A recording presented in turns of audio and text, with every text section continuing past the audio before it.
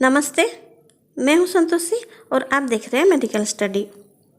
इस वीडियो में हम नर्सिंग फंडामेंटल सब्जेक्ट का एमसीक्यू प्रिपेयर करेंगे जो AIIMS, RRB, ESIC, nursing officer, nursing tutor और सभी नर्सिंग एंट्रेंस एग्जाम के लिए इम्पोर्टेंट है। तो चलिए स्टार्ट करते हैं। Question number 1, in triage yellow colour indicates. Option A emergent, option B urgent, option C non urgent, option D dead. देखिए, मैं आपको एग्जाम्पल के लिए बताती हूँ। अगर कोई डिजास्टर होता है, डिजास्टर आप जानते हैं मैन-मेड भी होता है और मैन-मेड जैसे कि टेररिज्म, और प्राकृतिक भी हो सकता है जैसे कि अर्थक्वेक। तो इसमें क्या होता है कि बहुत सारे लोगों का जान खतरे में होता है और कोई ज़्यादा इंजोर हो जाते हैं और किसी किसी का डेथ भी हो जाता है। तो इसमें क्या होता है कि हमें इन लोगों का लाइफ को बचाना है। तो इन्हीं लोगों का लाइफ को बचाने के लिए हम ट्रेस मेथड यूज करते हैं।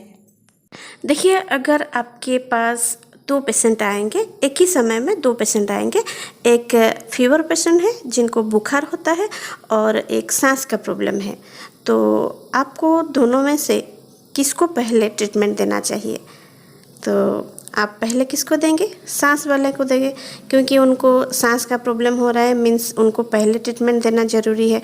अगर हम उनको पहले ट्रीटमेंट नहीं देंगे तो उनका बहुत प्रॉब्लम हो सकता है, इवन उनका डेथ भी हो सकता है।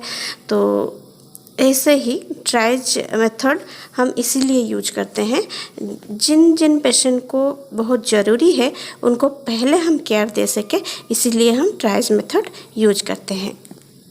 ट्राइज मेथड में ये जो डिजास्टर में ये जो लोग फंसे हुए हैं, इन्हीं लोगों को 4 कलर कैटेगरी में डिवाइड किया गया है: रेड, येलो, ग्रीन और ब्लैक। रेड कलर कैटेगरी में आते हैं critically ill clients who need immediate care. जो पेशेंट इमीडिएट केयर उनको ज़रूरी है और इमीडिएट केयर नहीं देने से उनका लाइफ खतरा में हो सकता है और उनका डेथ भी हो सकता है, तो उनको हम पहले केयर देंगे। तो उन लोग आएंगे रेड कलर कैटेगरी में।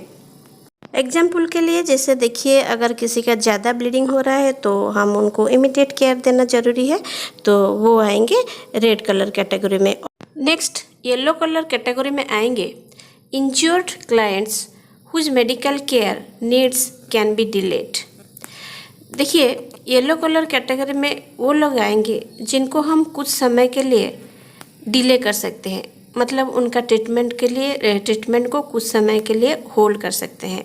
पहले हम क्रिटिकली इल पेशेंट को देंगे और उसके बाद उनको देंगे। जैसे कि मैं आपको पहले समझाई हूँ, अगर फीवर पेशेंट आएंगे और रेस्पिरेटरी प्रॉब्लम पेशेंट आएंगे तो पहले हम क्या करेंगे, रेस्पिरेटरी प्रॉब्लम वाले को पहले ट्रीटमेंट देंगे और जो फीवर हुआ है उनको बाद में थोड़ा देंगे, क्योंकि फीवर वाले थोड़ा वेट कर सकते हैं। तो ऐसे ही येलो कैटेगरी में जो लोग आते हैं वो है injured client whose medical care needs can be delayed, जिनको हम मेडिकल केयर थोड़ा देर के लिए होल्ड कर सकते हैं। उसके बाद अगर हम उनको देंगे तो उनका लाइफ को भी कोई खतरा नहीं है। ठीक है। नेक्स्ट है ग्रीन कैटेगरी। ग्रीन कैटेगरी में वो लोग आते हैं जो लोग अपने आप चल सकते हैं और अपना इंजरी का केयर वो खुद कर सकते हैं। जैसे कि आप ऊपर देखिए, ग्रीन कैटेगरी में लिखा गया है client who can ambulate and care for their own injuries. Next category है black colour. Black colour category में वो लोग आते हैं जिनका डेथ हो गया होगा और जिनको हम केयर देने के बाद भी, ट्रीटमेंट देने के बाद भी उनका लाइफ को बचा नहीं सकते। सो यहाँ पे राइट आंसर है option B urgent. In triage yellow colour indicates urgent. Question number 2, an intentional touching of the patient's body without consent is termed. Option A negligence, option B assault, option C battery, option D malpractice। देखिए, यहाँ पे question है intentional means जानबूझकर। अगर patient का body को हम जानबूझकर टच करते हैं, वो भी पेशेंट का बिना अनुमति में, तो उसको क्या कहते हैं? ऑप्शन ए को देखिए, नेग्लिजेंस। Negligence means असावधानता। अगर हम कोई प्रोसीजर करते हैं पेशेंट के लिए, जैसे कि हम डॉक्टर प्रिस्क्राइब किए हैं इंजेक्शन और हम इंजेक्शन दे रहे हैं पेशेंट को, लेकिन पेशेंट को इंजेक्शन हम स्टेराइल टेक्निक में देना चाहिए। और अगर हम स्टेराइल टेक्निक में ना दे के अगर नॉन स्टेराइल टेक्निक में पेशेंट को देते हैं, तो उसमें क्या होता है कि पेशेंट को इन्फेक्शन होने का ज़्यादा चांस रहता है। तो वो है नेग्लिजेंस, मीन्स हम नेग्लिजेंसी में काम कर रहे हैं। ऑप्शन बी को देखिए, असल्ट। असल्ट मीन्स अगर हम पेशेंट को धमकाएंगे, डराएंगे, और जिससे क्या होगा कि उनका साइकोलॉजी में प्रभाव पड़ेगा, तो उसको हम असल्ट बोलते हैं, ठीक है। और ऑप्शन सी को देखिए, battery.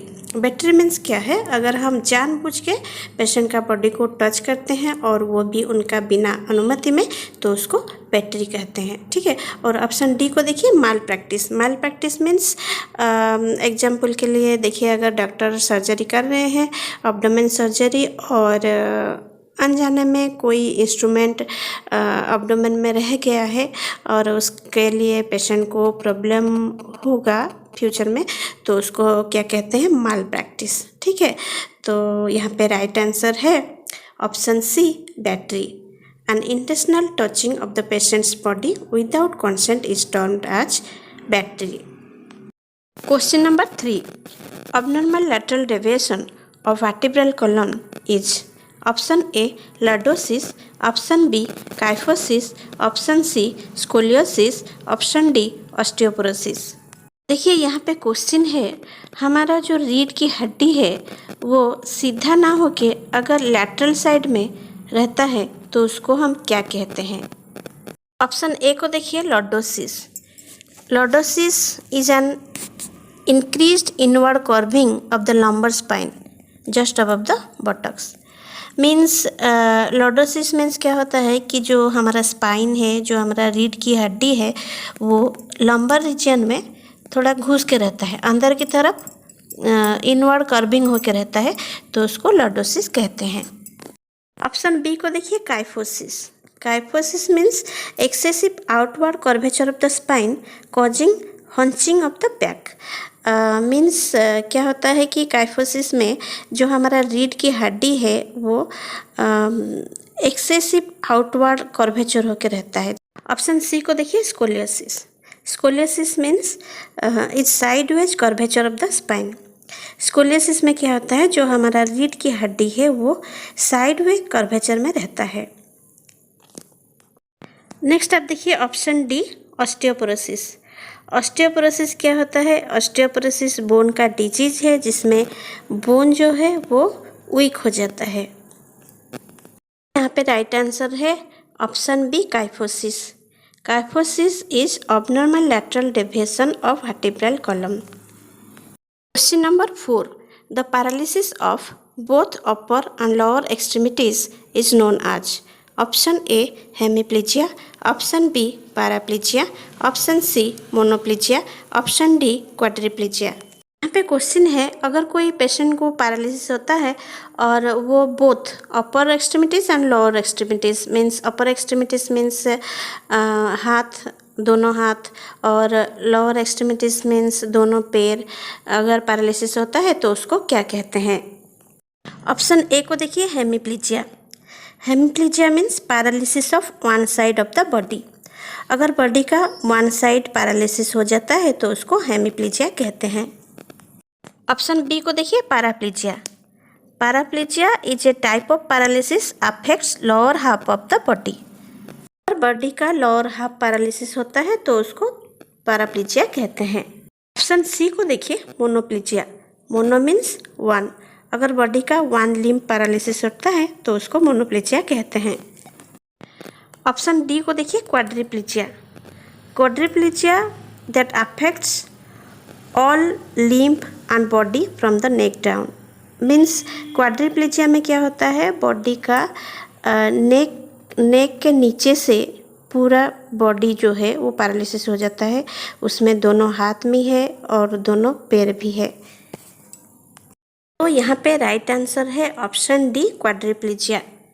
The paralysis of both upper and lower extremity is known as quadriplegia. Question number 5, Chvostek's sign is an indication of option A, hypernatremia, option B, hypercalcemia, option C, hyponatremia, option D, hypocalcemia।